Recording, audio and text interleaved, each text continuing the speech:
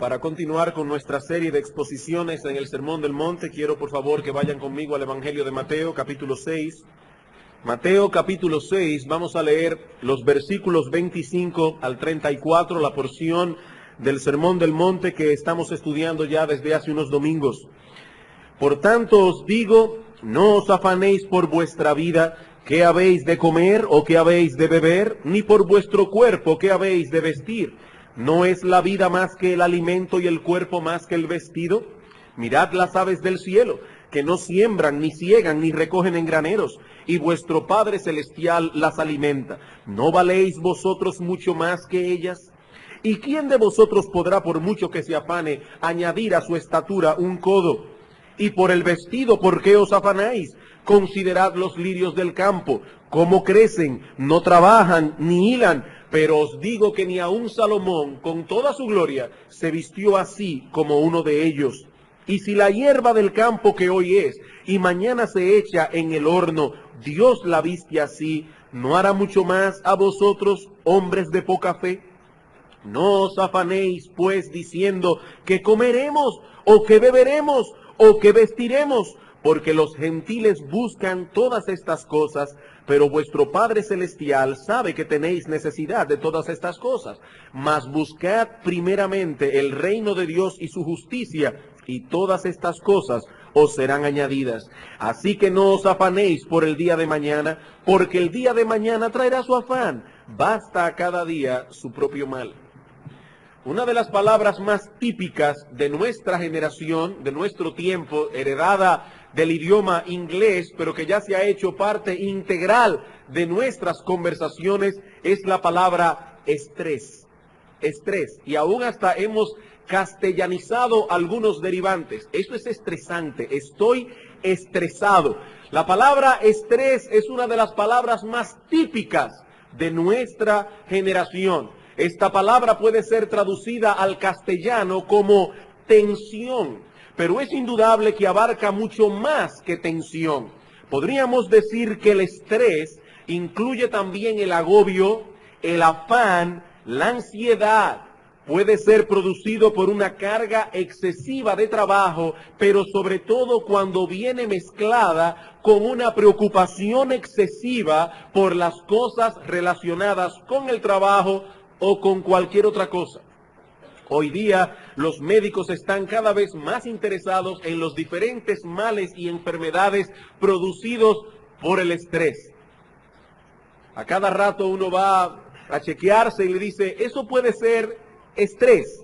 Muchas cosas se le achacan al estrés. Aparentemente el estilo de vida del hombre moderno es proclive a generar tensión y ansiedad. Se podría decir que el afán y la ansiedad han alcanzado niveles alarmantes. Es como una especie de plaga, como una especie de lepra o de epidemia que arropa al mundo de hoy. Sin embargo, no debemos pensar de ningún modo que se trata de un problema nuevo.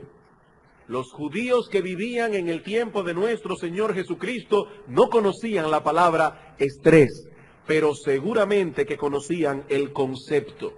Ellos tenían que luchar también con esa tendencia del corazón humano a caer presa de la preocupación desmedida, de esa inquietud que nos asfixia y nos arropa por completo. De ahí la razón por la cual nuestro Señor Jesucristo dedicó una buena parte del Sermón del Monte para tratar con este asunto. Él sabía que los cristianos de todas las épocas tendrían que lidiar con el problema del afán y la ansiedad. Por eso no se limita a prohibir el afán, sino que también nos provee de los elementos necesarios para poder diagnosticar el origen de ese problema y cuál es su solución. Hermanos, ¿cuáles son las causas que nos mueven a la ansiedad?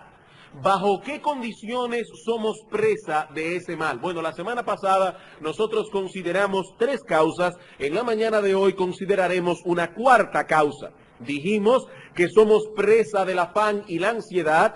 En primer lugar, cuando fallamos en reconocer el valor de la vida que Dios nos ha dado y del cuerpo que Él creó. Versículo 25. Dice el Señor: No os afanéis por vuestra vida, por nada de vuestra vida. ¿No es la vida más que el alimento y el cuerpo más que el vestido? La vida es indudablemente mayor que el alimento que la sostiene, así como el cuerpo es indudablemente mayor que el vestido que lo cubre. Ahora bien, hermanos, ¿quién es el autor de la vida y quién es el diseñador y creador del cuerpo? Bueno, la respuesta es Dios. Dios creó la vida, Dios creó el cuerpo. Y lo que el Señor nos quiere hacer entender aquí es que si Dios hizo lo más complicado, no es difícil para Él darnos lo más sencillo. Nos dio la vida, dice el Señor, pero no puede darnos el alimento. Él diseñó y construyó esta maquinaria tan increíble que nosotros conocemos como el cuerpo humano y no nos puede dar un vestido para cubrirlo. Como decíamos en el sermón anterior, es como dudar de que un diseñador de autos sepa cómo echarle gasolina al tanque. Eso es absurdo. Él puede diseñar y aún construir un automóvil, pero no puede quitar el tapón del tanque de la gasolina y echarle el combustible. Bueno, así como eso es de absurdo, así mismo es de absurdo pensar que Dios creó la vida, que Dios creó el cuerpo, pero que es incapaz de proveer alimento y vestido. En segundo lugar, dijimos que caemos presa del afán y la ansiedad cuando fallamos en reconocer que Dios cuida lo suyo con esmero y de manera especial y particular a sus hijos. Noten que el Señor ha dado aquí un paso más adelante en su proceso de argumentación. Primero nos dice que Dios tiene poder para proveer lo que necesitamos. Si Él creó la vida y el cuerpo, Él puede mantenernos vivos. Pero ese poder sería inútil si Dios no tuviese la disposición de usarlo para nuestro bien. Dios puede ser todopoderoso, pero si Él no está inclinado a favorecerme, ese poder a mí no me sirve para nada. Y es precisamente acerca de esa disposición que el Señor tiene para cuidar a los suyos que Él nos habla en los versículos 26, 28 al 30. Dice Él, mirad las aves del cielo, consideren los lirios del campo. Yo alimento las aves, yo visto a los lirios, y no voy a vestirlos y alimentarlos a ustedes. Hermanos, ¿posee Dios en verdad la disposición de cuidar a sus hijos? El Señor responde esta pregunta con dos observaciones muy simples y sencillas. Mirad las aves del cielo, considerad los lirios del campo. ¿Acaso no cuida Dios de las aves? ¿Acaso no es cierto que viste a los lirios del campo con un vestido que ni siquiera Salomón con toda su gloria hubiese podido igualar? ¿Cómo es posible entonces que descuide a sus propios hijos, a aquellos por quienes Cristo murió?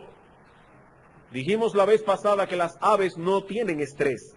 Y si ellas no experimentan estrés, nosotros tenemos menos razones para experimentarlo. Porque Dios no es el Padre de las aves.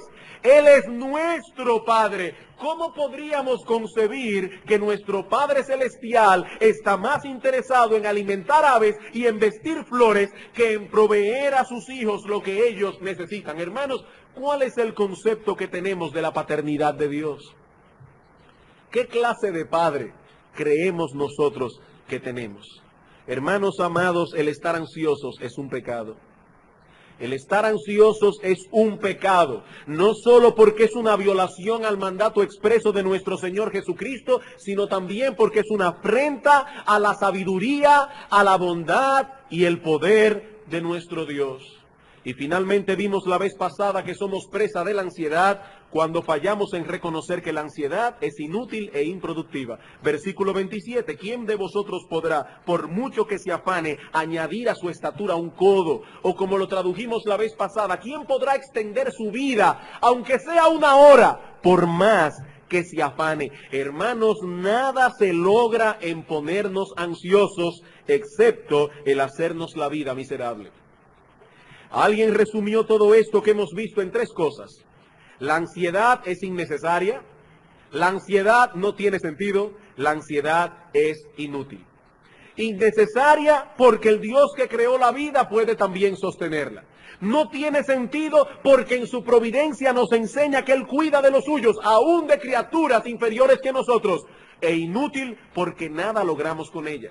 Y ahora yo me pregunto, ¿vale la pena ocupar algo de nuestro precioso tiempo en algo que es innecesario, que no tiene sentido y que es inútil? ¿Ustedes quieren una pérdida de tiempo más grande que estar ansioso? Eso es estar ocupado. Solo tenemos una sola vida. Una sola vida. Ocuparla en algo que es innecesario, que no tiene sentido y que es inútil. Hermanos, solo tenemos una vida. No debemos permitir que el afán y la ansiedad nos hagan perder el tiempo. Y más aún que nos hagan la vida miserable. En la mañana de hoy consideraremos una cuarta razón que mueve al hombre a la ansiedad, y es la que encontramos en el versículo 30, sobre todo al final. Dice Cristo: y si la hierba del campo que hoy es y mañana se echa en el horno, Dios la viste así. Y aquí está nuestro texto de hoy. ¿No hará mucho más a vosotros, hombres de poca fe? ¿Cuál es la cuarta causa que debemos considerar del afán y la ansiedad? Bueno, caemos presa de la ansiedad cuando fallamos en relacionar nuestra fe con las circunstancias que nos rodean. Cuando caemos presa de la ansiedad, cuando fallamos en relacionar nuestra fe con las circunstancias que nos rodean.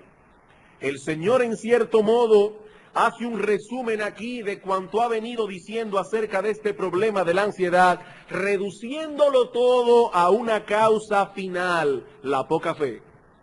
He ahí un resumen de todo lo que Cristo ha dicho: poca fe. Cuando nuestro corazón se carga de ansiedad es por una razón fundamental: poseemos una fe deficiente.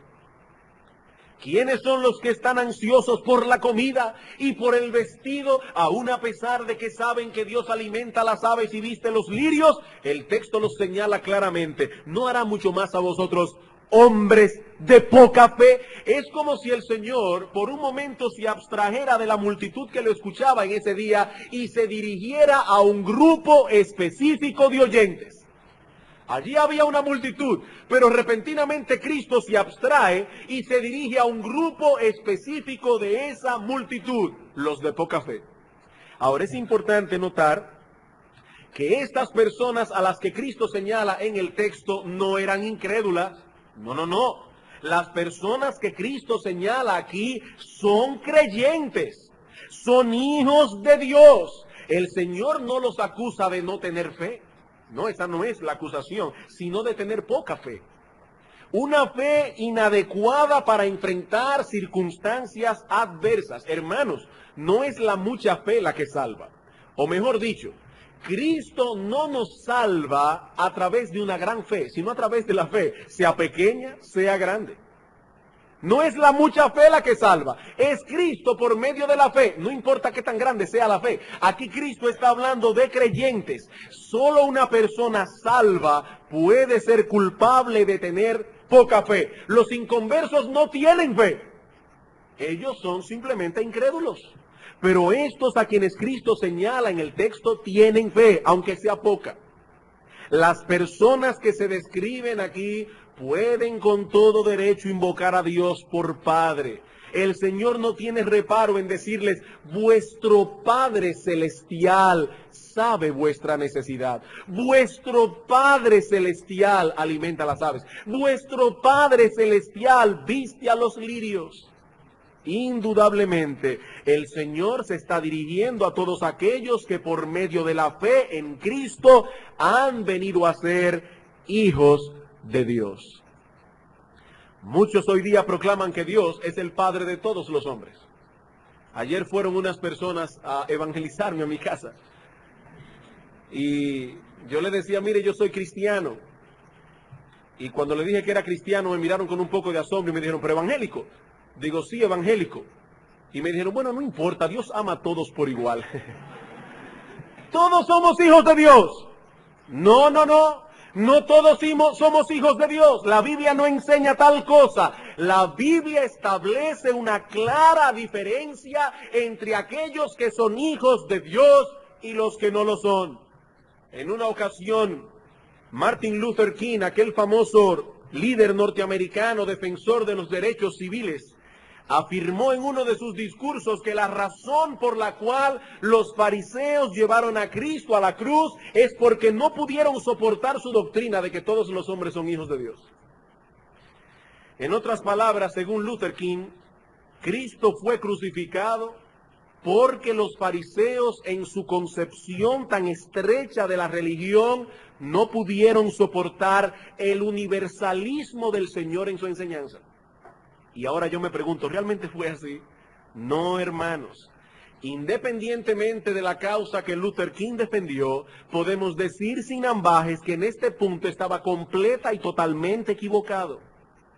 Los fariseos se llenaron de odio contra Cristo, entre otras cosas, porque Cristo enseñaba lo contrario. En una ocasión dijo a los mismos fariseos, vosotros sois hijos de vuestro padre el diablo. Y si eran hijos del diablo, no podían ser hijos de Dios. Antes que enseñar que todos eran hijos de Dios, el Señor más bien enseñó que nadie podía llegar a ser hijo de Dios a menos que tuviese una relación salvífica con Cristo por medio de la fe. Mas a todos los que le recibieron, a los que creen en su nombre, les dio potestad de ser hechos hijos de Dios. Las personas que Cristo señala en nuestro texto habían entrado en esa relación. Eran hombres que tenían fe. Pero era poca fe, poca fe. Ahora bien, ¿cuándo se puede decir de un creyente que tiene poca fe? ¿Qué es esto de un creyente de poca fe? Bueno, para responder esta pregunta, veamos otros textos del Evangelio de Mateo en que aparece la misma expresión y nos van a dar una idea más clara de lo que el Señor está hablando aquí. Mateo capítulo 8, versículos 25 al 26.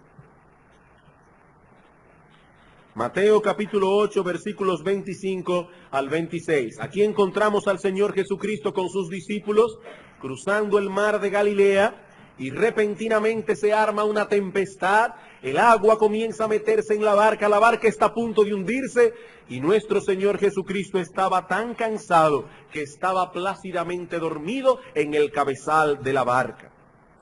Los discípulos se llenan de angustia, versículo 25, y vinieron sus discípulos y le despertaron diciendo, Señor, sálvanos que perecemos. Ahora fíjense, hermanos, estos hombres tenían fe, eso era indudable. Tenían fe porque uno se pone a pensar, ellos van con Cristo en la barca y el Señor está dormido. ¿Qué podía hacer el Señor? ¿Qué podía hacer el Señor? Si ellos despertaron al Señor es porque ellos creían que podían hacer algo, que el Señor podía hacer algo, era fe. Pero era poca fe y lo sabemos porque estaban llenos de miedo, llenos de angustia y ansiedad. Versículo 26. Él les dijo, ¿por qué teméis, hombres de poca fe? Entonces levantándose reprendió a los vientos y al mar y se hizo grande bonanza y los hombres se maravillaron diciendo, ¿qué hombre es este que aún los vientos y el mar le obedecen? Hermanos, esta escena no ocurrió en un vacío. Esta escena aparece en el capítulo 8 de Mateo, y si ustedes leen el capítulo 8 de Mateo, se van a dar cuenta que está lleno de milagros portentosos del Señor. En el capítulo 8, versículos 1 al 4, Jesús sana a un leproso. En el capítulo 8, versículo 5 en adelante, Jesús sana al siervo de un centurión. Versículo 14, Jesús sana a la suegra de Pedro. Y es en el contexto de esos milagros portentosos que los discípulos se van con Cristo en una barca. Era como para pensar, si Dios pudo sanar a un leproso, si Cristo pudo sanar a un leproso, si pudo sanar al siervo del centurión, sin ni siquiera ir a su casa, lo sanó a distancia, y luego sanó a la suegra de Pedro, seguramente Él puede hacer algo por nosotros aquí.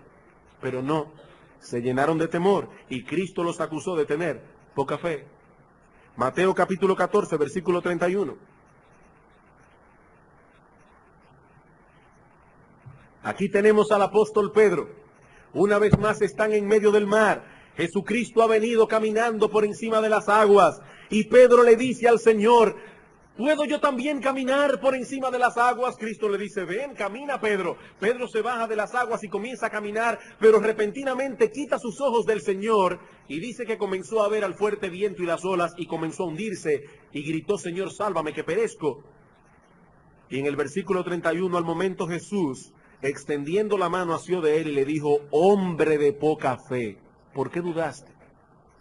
Hermanos, una vez más quiero que pongan atención a lo siguiente. Pedro acababa de ver al Señor alimentar 5,000 personas con 5 panes y 2 peces.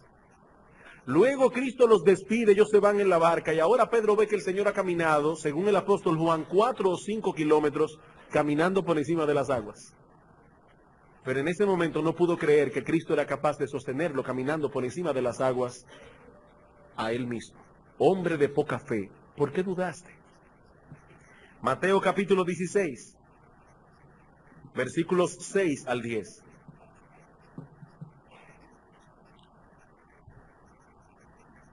Antes de esta escena ya había ocurrido el segundo milagro en que Cristo alimentó 4,000 personas con unos cuantos panes y peces. Dice en el versículo 6, y Jesús les dijo, mirad, guardaos de la levadura de los fariseos y de los saduceos.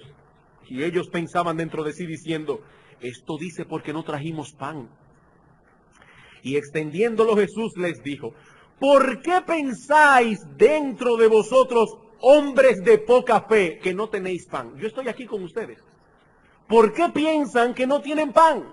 ¿No entendéis aún ni os acordáis? Aquí está el problema. No entienden ni recuerdan los 5 panes entre 5,000 hombres y cuántas cestas recogisteis, ni de los 7 panes entre 4,000 y cuántas canastas recogisteis. En todos estos textos aparece la misma acusación, hombres de poca fe. Hermanos, ¿cuándo se puede decir de un creyente que tiene poca fe? Bueno, estos textos nos dan la respuesta. Cuando son incapaces de relacionar su fe con su necesidad presente. Cuando son incapaces de relacionar su fe con una necesidad específica. Muchos cristianos poseen una fe poderosa en la obra redentora de Cristo y en su participación personal en dicha obra. Nunca experimentan dudas de su propia salvación. Están seguros de que su nombre está inscrito en los cielos. Tienen una completa certeza de que el día que cierren sus ojos lo abrirán delante del Señor. Sin embargo, esas mismas personas tienden a abatirse y a dejarse atrapar por la ansiedad en medio de las dificultades. Y la pregunta es, ¿por qué? Porque ellos no relacionan su fe con esas circunstancias adversas. No hacen un uso consciente de su fe en medio de la adversidad. Este es el cuadro que nos presenta el Señor en Mateo 6. El hombre del que nos habla Cristo aquí, o la mujer de la que nos habla Cristo en Mateo 6, es capaz de creer que Dios envió a su Hijo a morir en una cruz para salvarle. Es capaz de creer que Cristo le perdonó todos sus pecados. Él cree todo eso, pero cuando piensa en la ropa de sus hijos, cuando piensa en el sostén de su familia, cuando piensa en las cuentas que tiene por pagar, entonces se llena de temor y de ansiedad. Eso es poca fe. Eso es poca fe. Él puede confiar en Cristo para la salvación eterna de su alma, pero no puede confiar en que Cristo tenga poder para llenar una pequeña cavidad en el estómago. Él no puede creer eso. Él no puede descansar completamente en que Cristo, que salvó su alma, puede llenar un vacío que tiene en el estómago. Eso fue lo que sucedió con los discípulos. Lo vieron hacer un sinnúmero de milagros, pero no podían confiar en que Cristo tenía poder para calmar el mar en tempestad. Pedro lo vio sanar a una multitud de enfermos. Pedro lo vio alimentar una multitud con 5 panes y 2 peces. Luego lo vio caminar sobre las aguas. Y aún así dudó cuando se vio a sí mismo en medio del mar, solo porque el viento soplaba muy fuerte. Señores, que el viento soplaba muy fuerte. El problema básico de estos cristianos es que no pueden sobreponerse por momento a las realidades que sus ojos ven. El viento, el mar, las olas, ellos no pueden sobreponerse a esa realidad que sus ojos ven. De tal manera que no pueden ver aquello que no se ve, sino con los ojos del alma. Ellos no pueden ver aquello que no se ve. excepto con los ojos del alma. Pedro vio el viento y ¿qué sucedió? Se llenó de pánico. Olvidó por un momento que Cristo estaba allí. Cristo estaba allí de pie sobre las aguas, como si estuviese encima de una plataforma. Y aún así dudó. Dice el doctor Lloyd Jones, ser de poca fe significa ante todo que las circunstancias nos dominan en vez de dominarlas nosotros a ellas. El hombre de poca fe vive a expensas de sus circunstancias. La vida lo gobierna. La vida lo gobierna. Se convierte en una víctima de sus preocupaciones. Preocupaciones que no parece poder controlar. Y yo vuelvo y me pregunto, ¿por qué ocurre esto? Porque esta persona no relaciona su fe con las cosas que le suceden a diario. Es como si él viese la vida en compartimientos separados uno del otro. En un compartimiento está todo lo concerniente a la salvación de su alma. En otro compartimiento está todo lo que tiene que ver con su vida en este mundo. Ahora, él no tiene ninguna duda en que Dios tiene control de este compartimiento. Sin embargo, no se ha detenido a considerar el hecho de que si Dios controla este, también controla este. Él no se detiene a pensar, Dios cuida de mi alma, pero soy yo quien debo cuidar de mi vida en este mundo, porque si yo no hago nada por mí, nadie lo va a hacer. Nadie lo va a hacer. ¿Saben a la larga cuál es el problema básico del hombre de poca fe? Que no piensa en una forma adecuada. Los problemas lo agobian de tal modo que no se detiene siquiera a pensar y meditar en lo tonto del afán. Son como los judíos cuando estaban en el desierto. Dios los ha librado de la esclavitud de Faraón a través de una cadena de hechos portentosos. Pero cuando se vieron entre el ejército de Faraón y el mar, no solo se llenaron de ansiedad, sino que se quejaron contra Dios. No se detuvieron a pensar, si Dios nos sacó de Egipto, seguramente podrá sacarnos de este problema también. Pero el asunto no terminó allí. Pasan el Mar Rojo como por tierra seca. Hay que ver, hermanos, lo que es abrir el mar y pasar por en medio del mar como si fuera un paseo, un parque. Pasaron por en medio del mar y cuando llegaron al otro lado se enfrentan con un tremendo problema. Ya los egipcios no existen. ¿De dónde sacarán alimento para tanta gente? 600,000 personas en el desierto. ¿De dónde iban a comer? Bueno, una vez más debieron hacer un uso santificado de su intelecto y pensar, bueno, si Dios pudo abrir el Mar Rojo, seguramente podrá darnos alimento. Pero una vez más permitieron que el afán y la ansiedad entorpeciera su proceso de pensamiento y nuevamente se quejaron contra Dios. ¿Qué hizo Dios? Les mandó codornices y pan del cielo. Bueno, cualquiera diría, ya seguramente fue suficiente. No, no fue suficiente. Al otro día se enfrentaron con otro problema. ¿Dónde encontrarían agua? Estaban en un desierto. Era un verdadero problema. ¿Qué debían haber hecho ellos en ese momento? Bueno, debían pensar.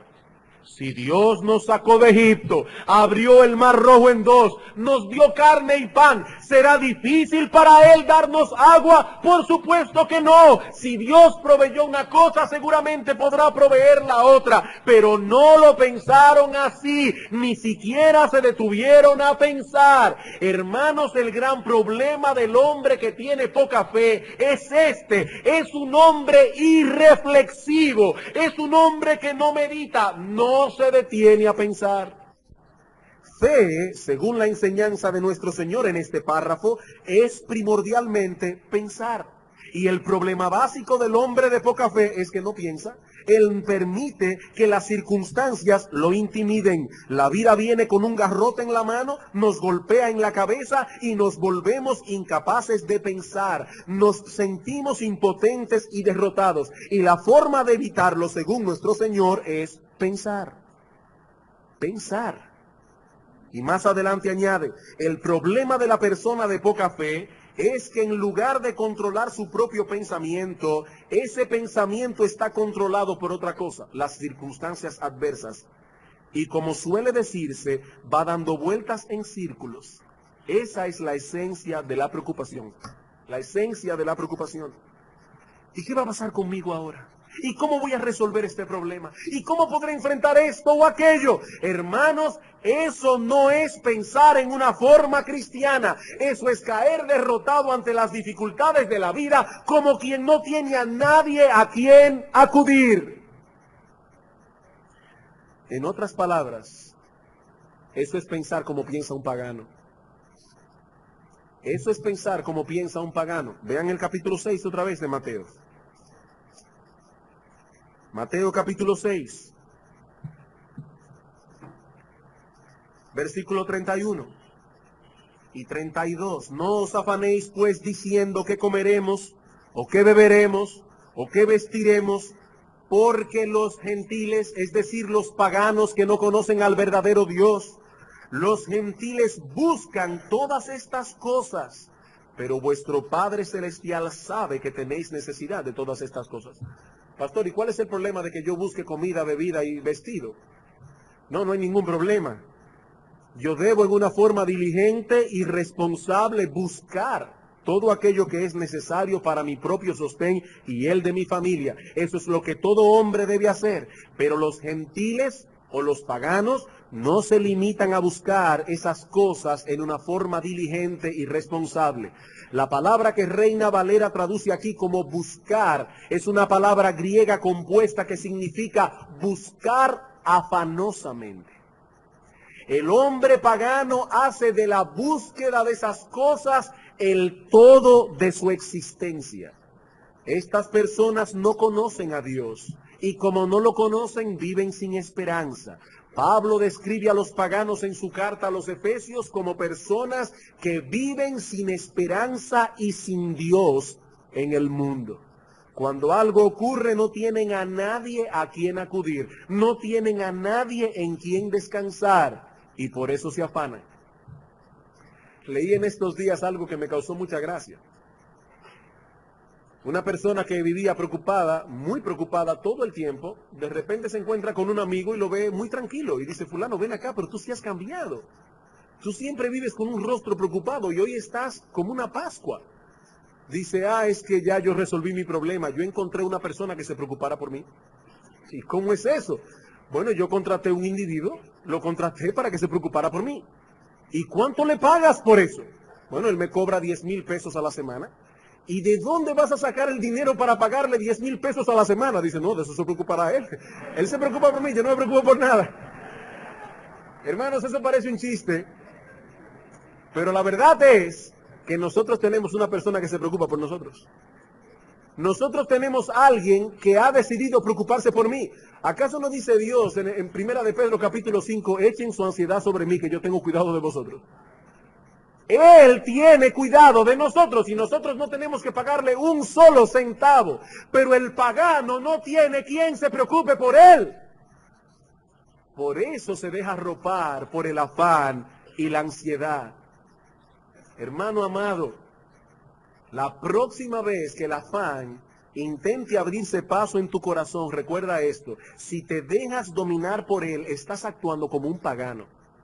Estás actuando como una persona que no conoce a Dios. El afán es pagano en esencia. El afán no es otra cosa que la respuesta natural de un hombre sin Dios, de un hombre que vive a merced de las circunstancias. Pero nosotros los cristianos sabemos que eso no es así. El mundo no es una máquina loca que se mueve sin saber a ciencia cierta qué sucederá mañana. No es cierto que nosotros no sabemos qué sucederá mañana, pero Dios sí lo sabe, porque es Él quien controla todas las cosas, y más glorioso aún, Él lo controla para nuestro bien. Sabemos que a los que aman a Dios todas las cosas le obran a bien, Romanos 8:28. Esto es, a los que conforme a su propósito son llamados. Pero el hombre de poca fe no puede aplicar esas verdades en el momento en que lo necesita. Alguien dirá, pastor, yo creo que usted estaba pensando en mí cuando hizo ese mensaje, porque me ha retratado a la perfección. La pregunta es, ¿y qué hago yo para poder salir de ese estado de poca fe a un estado de mucha fe? Bueno, para poder resolver este problema, debes orar, pero no solo debes orar, debes usar la cabeza y pensar adecuadamente, porque ese es todo el problema. Ese es todo el problema. Eso es lo que el Señor está diciendo así aquí a sus discípulos que ellos deben hacer. El Señor los está poniendo a pensar. Él les dice, vengan ustedes que están afanados y piensen, ¿no es la vida más que el alimento? Y el cuerpo más que el vestido.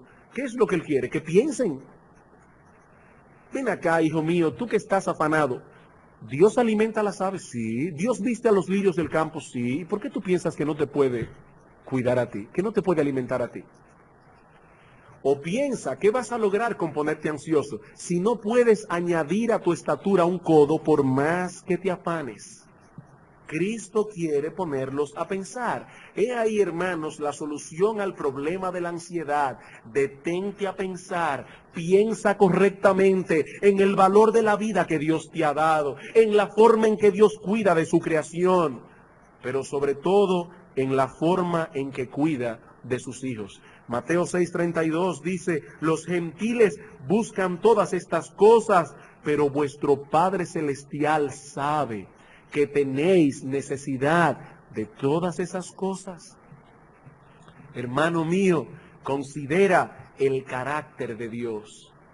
Él conoce tus necesidades, pero no solo las conoce, sino que se preocupa por ellas.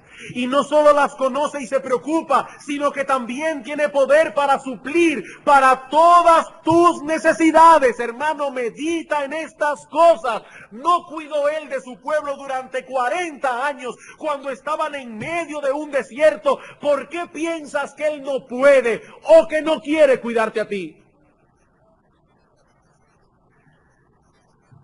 Cuando los hijos de Israel salieron de Egipto por la mano poderosa de Dios y se encontraron de repente entre el ejército de Faraón y el mar, ¿cómo reaccionaron ellos? Se airaron contra Dios y contra su siervo.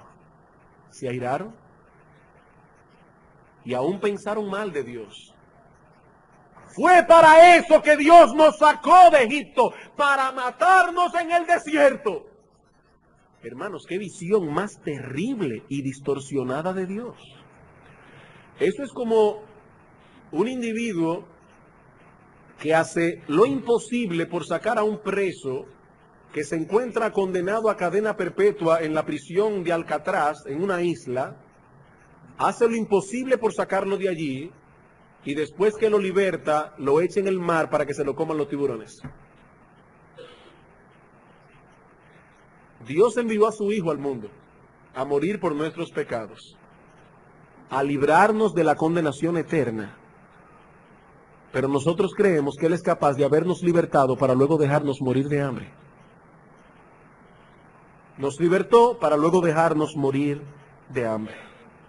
¿O no, pastor? Yo nunca pensaría de Dios de ese modo. Entonces, ¿por qué te afanas? ¿Por qué estás ansioso? ¿Sabes por qué estás ansioso? Porque no te detienes a meditar en estas cosas. La preocupación te ha arropado de tal modo que no te deja pensar siquiera. Abres tu Biblia, tus ojos se posan en la Biblia y tú no entiendes nada de lo que estás leyendo. Tratas de orar y no te puedes concentrar. ¿Por qué? Porque estás corriendo en círculo. Estás corriendo en círculo. ¿Qué debes hacer? Debes parar ese círculo vicioso y pensar correctamente. Hermano, detente por un momento a pensar. Medita en las implicaciones de la salvación que Dios llevó a cabo en Cristo Jesús. Dice Pablo en Romanos 8:32, si Dios no escatimó a su propio Hijo, sino que lo entregó para morir por nosotros en una cruz, ¿cómo no nos dará con Él también todas las cosas? Hermano, déjame hacerte una pregunta. ¿Cuál es tu mayor necesidad como hombre? ¿Es comida, bebida, vestido? ¿Cuál es tu mayor necesidad como hombre? Si tú eres un verdadero cristiano, tu respuesta será, mi mayor necesidad como ser humano es esta. Yo he pecado contra un Dios justo. Yo tengo que dar cuenta algún día delante de ese Dios y no tengo nada con que defenderme delante de Él. Y seré enviado a una condenación eterna. Esa es mi mayor necesidad. Muy bien. Déjame hacerte otra pregunta. ¿Qué hizo Dios para librarte de ese problema? ¿Cuál es la cosa más grande que Dios ha hecho por ti? ¿Que te da comida todos los días? ¿Vestido? No. Si eres cristiano, tu respuesta será: lo más grande que Dios ha hecho por mí es que envió a su Hijo Jesucristo a morir en una cruz por mis pecados. Ahora, déjeme hacerte otra pregunta. Si Dios hizo lo más grande que pudo haber hecho para resolver tu mayor dificultad, ¿por qué estás ansioso? Él no podrá hacer todo lo demás, todo lo demás. Pero no solo debes pensar y meditar en el carácter de Dios, sino también en lo inútil que es la ansiedad. La ansiedad no solo es inútil, sino también paralizante. Es como sentarte en una mecedora a mecerte violentamente. Al cabo de un rato estarás en el mismo sitio, no importa qué tan rápido te hayas movido. No importa qué tan rápido te hayas movido. Con la ansiedad ocurre exactamente lo mismo. Tal vez acelere los latidos de tu corazón, pero no te llevará a ningún lado. A ningún lado. Hermano, piensa en esas cosas, considéralas detenidamente y verás cómo se fortalece tu fe.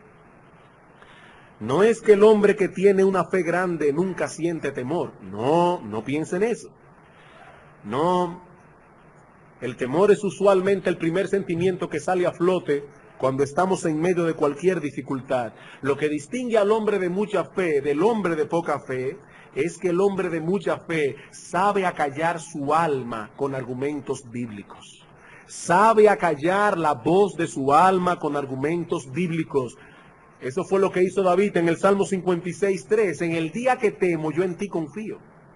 En el día que temo, yo en ti confío. David no era inmune al temor, pero tan pronto percibía que el temor estaba a la puerta de su corazón, él tomaba la decisión de confiar. Él centraba sus pensamientos en Dios, no en la dificultad. Eso fue lo que los discípulos no hicieron cuando estaban en la barca. Lucas capítulo 12. Lucas capítulo 12.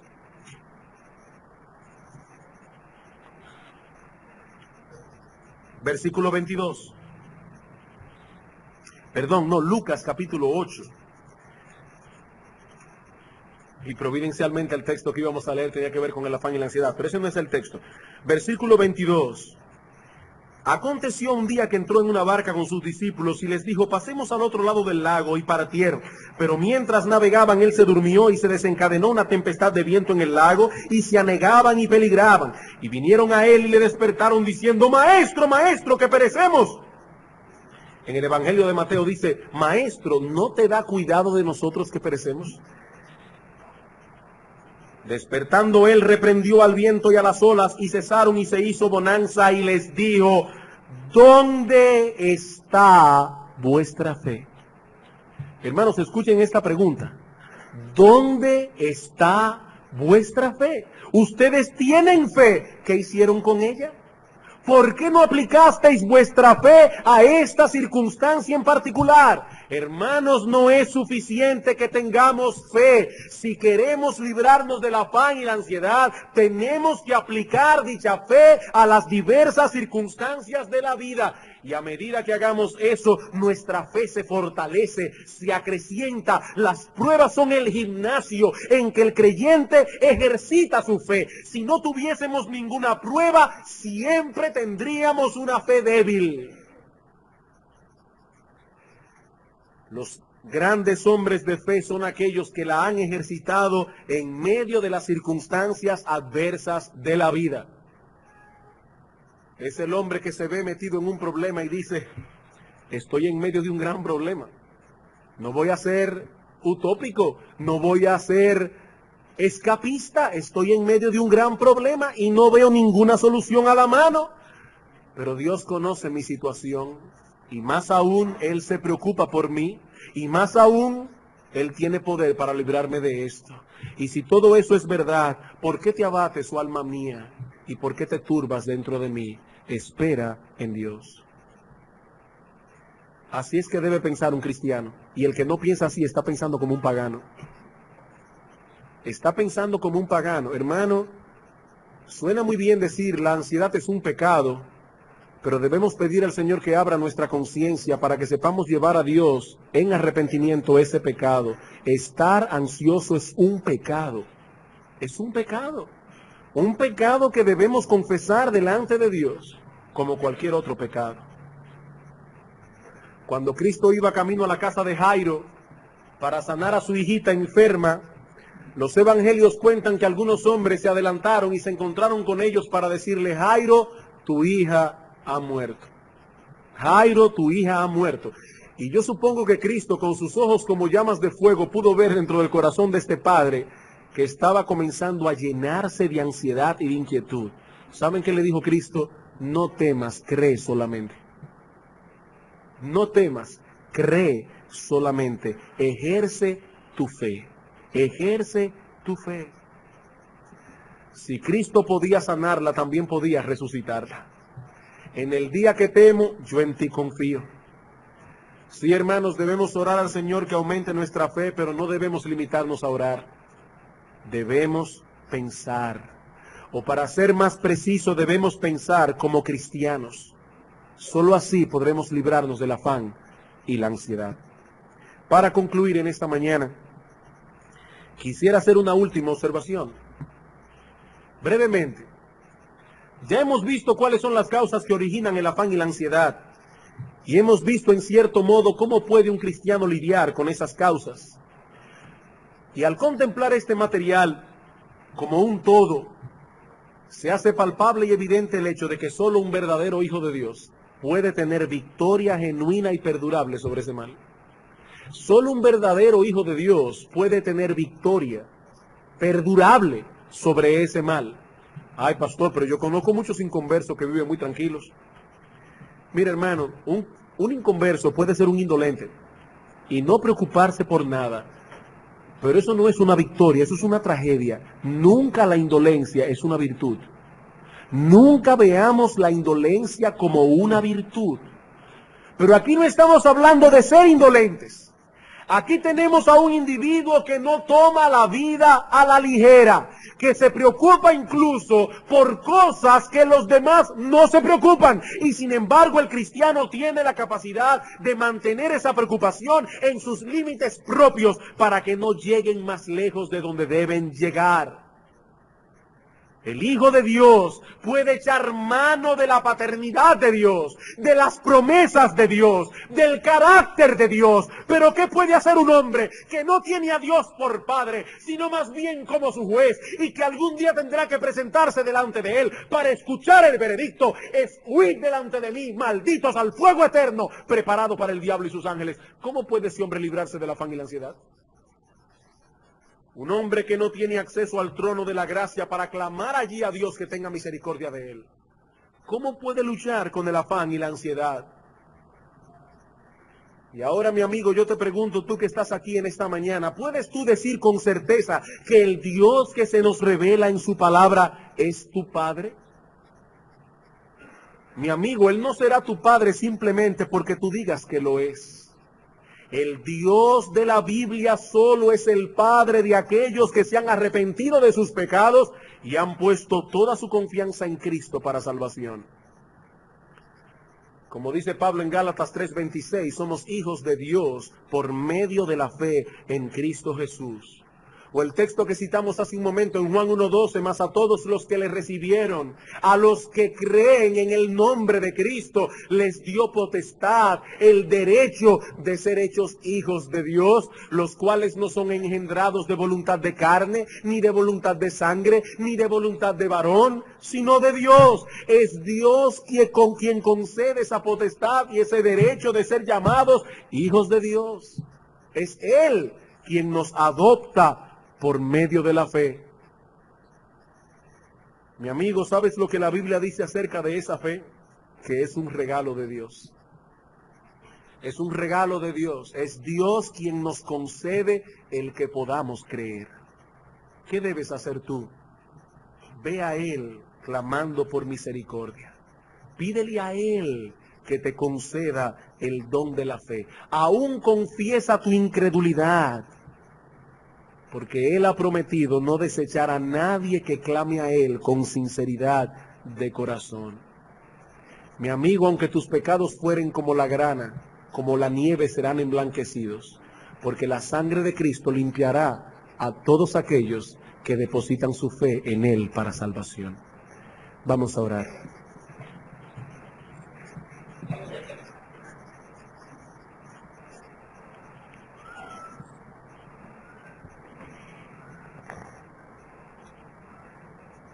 Oh Padre nuestro, cuán grande es el privilegio que tú has dado a tus hijos, de que podemos llegar delante de ti, porque Cristo nuestro Señor quitó de nosotros esas ropas andrajosas de nuestros pecados y nos vistió de gala con el vestido de su propia justicia. Y es así, oh Señor, que nosotros podemos presentarnos delante de ti. Y es en virtud de los méritos de Él que nosotros ahora con toda propiedad podemos inclinarnos delante de ti y decir: Padre nuestro que estás en los cielos. Señor, tu palabra nos dice que los hijos de los leoncillos viven tranquilos porque son hijos del Rey. Cuánto más nosotros que somos hijos del Rey del universo no viviremos seguros y confiados sabiendo que tú tienes cuidado de nosotros. Padre, perdónanos por permitir muchas veces que el afán y la ansiedad encuentre cabida en nuestro corazón. Y ayúdanos, oh Padre bueno, aumenta nuestra fe en ti. Ayúdanos a pensar correctamente. Pero de igual manera, Padre, nosotros queremos implorarte una vez más en esta mañana por todos aquellos que están aquí sin Cristo, aquellos hombres y mujeres que no pueden, con libertad de corazón, levantar sus almas delante de ti y llamarte Padre, porque aún están muertos en sus delitos y pecados. Oh Padre, dales vida, abre su entendimiento para que ellos puedan ver su pecado, pero también puedan ver a Cristo clavado en un madero, pagando el precio de nuestra iniquidad. Oh Dios bueno, trae a muchos hoy al arrepentimiento. Te lo suplicamos y te lo imploramos a ti, en nombre de Cristo Jesús. Amén.